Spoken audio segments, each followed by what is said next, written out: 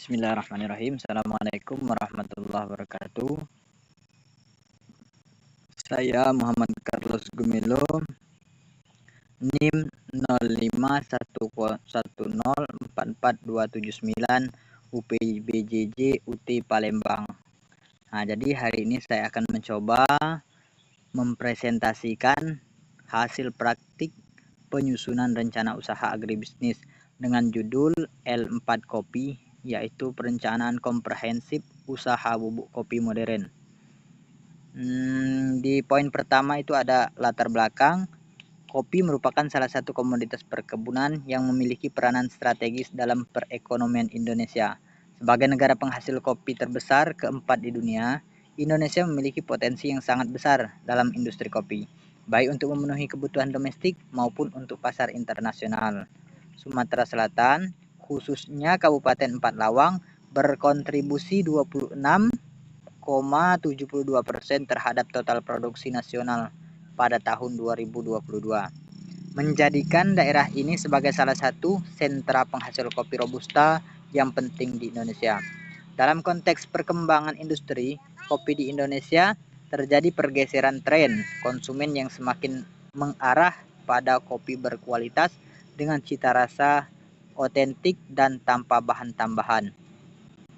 Konsumen modern semakin peduli terhadap kualitas produk, kesehatan, serta dampak sosial dari pembelian mereka. Hal ini membuka peluang bagi usaha kopi lokal yang dapat menawarkan produk berkualitas premium dengan harga yang terjangkau, sekaligus mendukung perekonomian petani lokal. Bubuk Kopi Lintang merupakan usaha agroindustri kopi bubuk yang berlokasi di Kabupaten Empat Lawang, Sumatera Selatan, yang berfokus pada produksi kopi bubuk robusta dan arabica dengan kualitas petik merah 100% tanpa campuran dan proses produksi yang terstandar.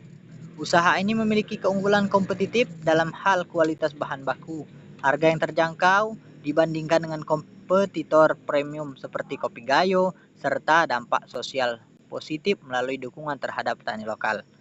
Perencanaan komprehensif merupakan elemen kunci dalam keberhasilan suatu usaha, terutama untuk usaha agroindustri yang melibatkan berbagai aspek, mulai dari pengadaan bahan baku, proses produksi, distribusi, pemasaran, hingga pengolahan keuangan.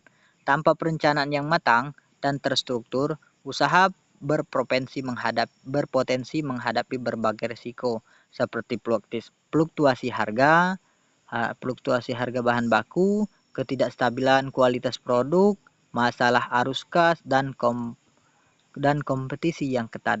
Praktik analisis perencanaan komprehensif usaha bubuk kopi Lintang ini bertujuan untuk mengkaji secara mendalam berbagai aspek usaha, meliputi dari target pasar dan segmentasi,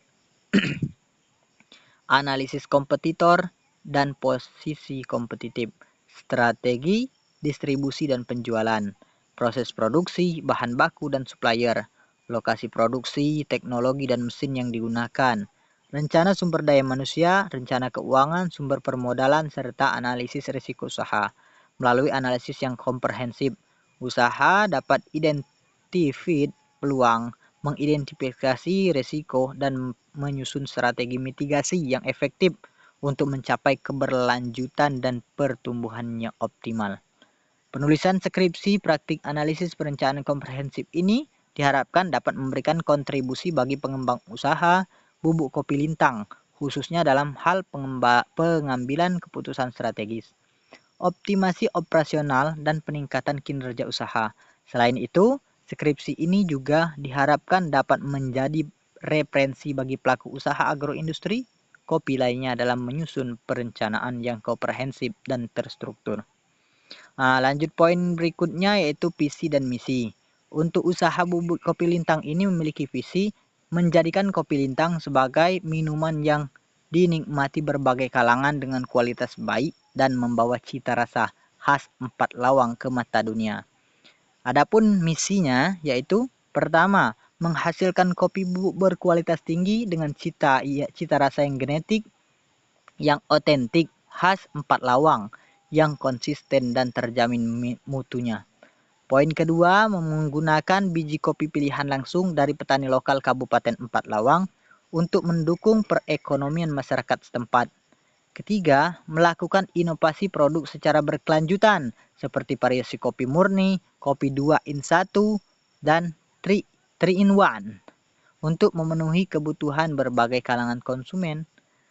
Poin selanjutnya yang keempat yaitu menawarkan harga terjangkau tanpa mengorbankan kualitas sehingga kopi 4 lawang dapat diakses oleh berbagai lapisan masyarakat. Untuk berikutnya yaitu tujuan membuka usaha ini. Apa tujuannya sih? Yaitu pertama, memproduksi kopi bubuk berkualitas baik yang dapat dinikmati oleh berbagai kalangan masyarakat. Kedua, mempromosikan keunikan kopi 4 lawang hingga dikenal di mata dunia internasional.